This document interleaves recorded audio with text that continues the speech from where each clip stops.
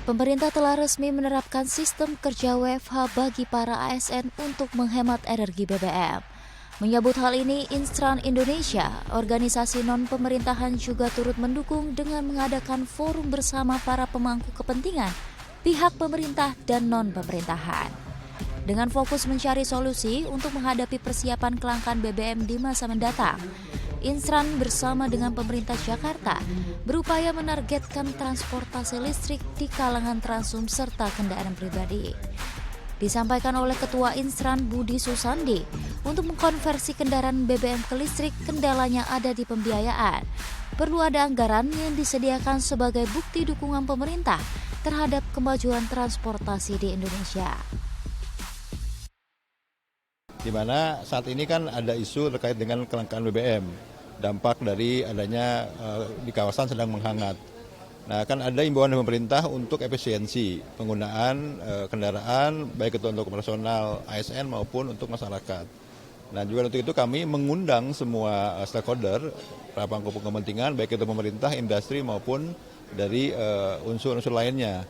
Bagaimana ini bisa bersinergi mendukung agar tujuan dari efisiensi bahan bakar ini bisa tercapai. Nah, salah satunya solusi yang kita usulkan dari teman-teman industri adalah dengan mengkonversi penggunaan electric vehicle tersebut.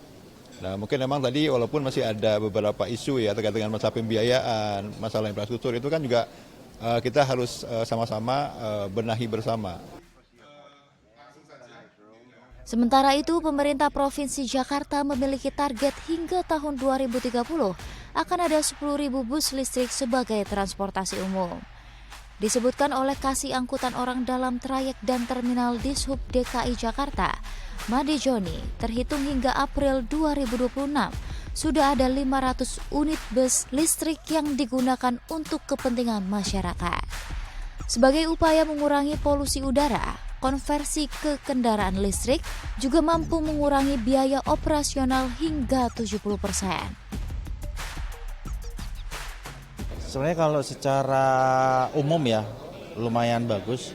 Tadi sudah disampaikan juga untuk biaya operasional juga berkurang karena kita kan biaya operasional untuk kendaraan itu 70% lebih itu ada di energi atau bahan bakar.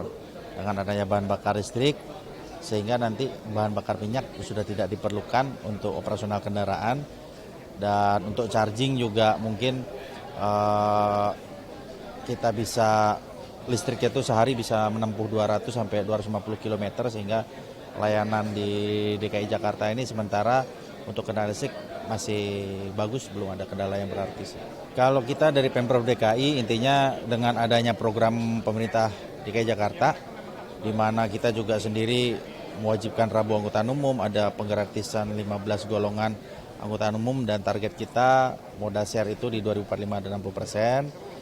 Kita bisa tekan kemacetan, kita bisa tekan polusi udara, menciptakan